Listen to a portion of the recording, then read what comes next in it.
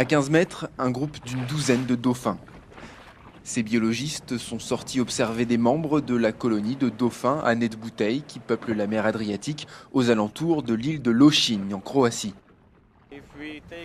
Si on prend de bonnes photos, on arrive à bien les distinguer les uns des autres. Donc on peut calculer toutes les données de population, estimer combien ils sont, les tendances, s'ils sont plus nombreux ou moins nombreux, combien de petits ont les mères et combien d'entre eux parviennent à survivre. Des observations qui ont amené les scientifiques à estimer que cette population de dauphins est plutôt en bonne santé, avec près de 200 individus. Quelques heures plus tard, retour au port pour traiter les données collectées en mer. L'Institut Blue World est situé au-dessus d'un centre éducatif pour le public, car toutes ces études ne servent pas uniquement à mieux connaître une espèce. On étudie leur biologie et l'écologie, mais ça ne sert pas à grand-chose si on ne rend pas ces résultats publics.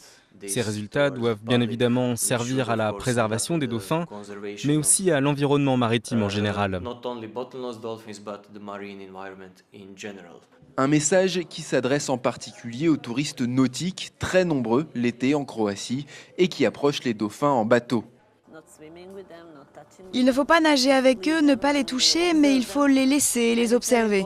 C'est important de savoir qu'il faut réduire sa vitesse et ne pas aller au milieu des bancs de dauphins parce qu'ils peuvent penser que vous êtes une sorte de prédateur. Et ça peut vraiment les stresser. Et ils sont très sensibles au stress. Ne pas déranger, en clair, car sauvegarder ce mammifère marin qui est au sommet de la chaîne alimentaire signifie aussi préserver la biodiversité de l'Adriatique.